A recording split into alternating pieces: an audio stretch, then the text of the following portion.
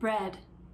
Many of us have turned to baking breads of all kinds during the pandemic, especially in those early days.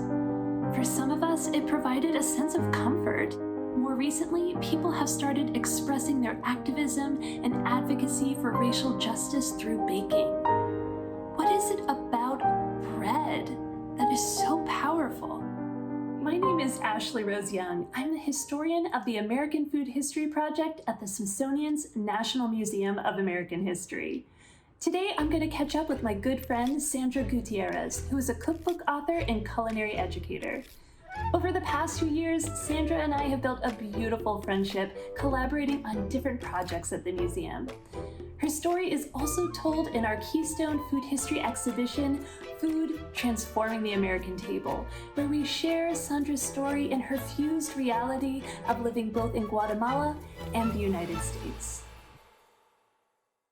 Seeing you in your kitchen reminds me that so many of us have returned to our kitchens during the pandemic. Bread baking in particular has played this really strong role in so many people's lives, to the point where it's almost difficult to find wheat flour, at least at one point in time, online or in the store. And what is it about bread that has really caught people's attention during COVID-19?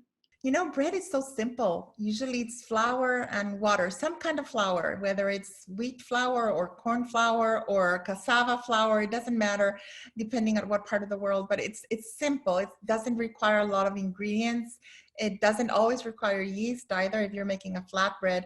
But I think it comes back to, people say man does not live of bread and water alone.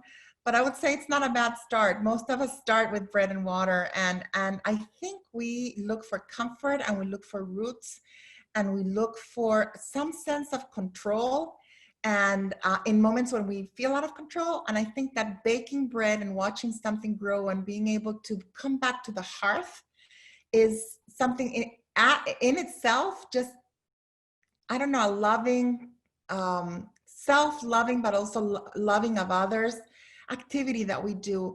I think bread is food for the soul as much as it is for the body. I totally agree. There is something so universal and comforting about bread.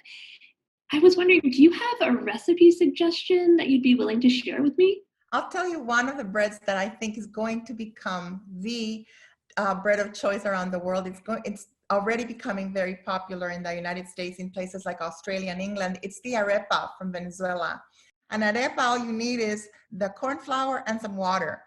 And that's all you do. You just mix it together and then shape it and then just grill it. You can also make it in a panini grill. You can do it on your barbecue, different sources of heat. You can even bake them. But that's it, 2 ingredients. It's the corn flour and water. That's it. I love that idea. This recipe seems so approachable, so versatile, and I can't wait to try it out myself. I just want to thank you so much, Sandra, for sharing this recipe with me. And I'm thinking of you, and I hope you and yours are well.